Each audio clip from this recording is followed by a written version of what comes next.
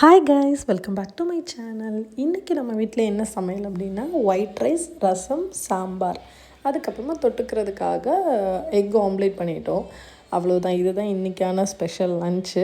Rice நல்லா வெந்துடுச்சு. நான் ரைஸை எப்படி வடிப்பேன் அப்படின்னு பார்த்தீங்கன்னா, ஸோ இந்த மாதிரி கீழே ஒரு பாத்திரம் வச்சுருவேன். அதுக்கு மேலே இந்த வடிகட்டுறதை வச்சுட்டு அதுக்கு மேலே ரைஸை வந்து கொட்டிடுவேன்.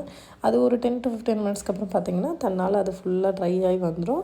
அதுக்கப்புறம் பார்த்திங்கன்னா ரைஸ் இந்த மாதிரி நல்லா உதிரியாக இருக்கும். ஸோ இந்த ட்ரிக்கில் தான் நான் வடிச்சிட்ருக்கேன். ஏன்னா நம்ம கை வச்சு வடிக்கும்போது ஒரு சில நேரம் மேலே கொட்டிடும், கையில் பட்டுரும். அந்த மாதிரி கொஞ்சம் ரிஸ்கெல்லாம் இருக்கிறதுனால இந்த மாதிரி சேஃபாக வடிச்சிட்ருக்கேன் ரைஸு. லன்ச்சோட வெளியே முடிச்சுட்டு நைட்டுக்காக தோசை மாவு எடுத்து வெளியே வச்சிடலாம்.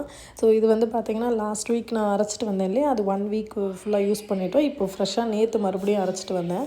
ஸோ நல்லா திக்காக அரைச்சி கொடுப்பாங்க. ஆக்சுவலி இந்த மிஷினில் பார்த்திங்கன்னா நமக்கு தண்ணி எதுவுமே ஆட் பண்ண மாட்டாங்க. நம்ம வந்து ஊற வச்சு நல்லா ட்ரை பண்ணி கொடுத்துடணும். அவங்க டைரெக்டாக அப்படியே அரைச்சி கொடுப்பாங்க. அதனால் நல்லா கட்டியாக இருக்கும். ஸோ தண்ணி கொஞ்சம் நம்ம எக்ஸ்ட்ரா ஆட் பண்ணிக்கலாம். ஸோ ஆட் பண்ணி இப்போ நைட்டுக்கு நமக்கு எவ்வளோ மாவு வேணுமோ அவ்வளோ மாவு மட்டும் எடுத்து நம்ம அதுக்கு தேவையான அளவு சால்ட்டு போட்டு நம்ம ஒரு 2 மணிக்கு எடுத்து வச்சிட்டோம் அப்படின்னா நைட்டு ஒரு 8-9 மணிக்கு தோசை ஊற்றுறதுக்குள்ளே நமக்கு கரெக்டாக அது புளிச்சு வந்துடும்.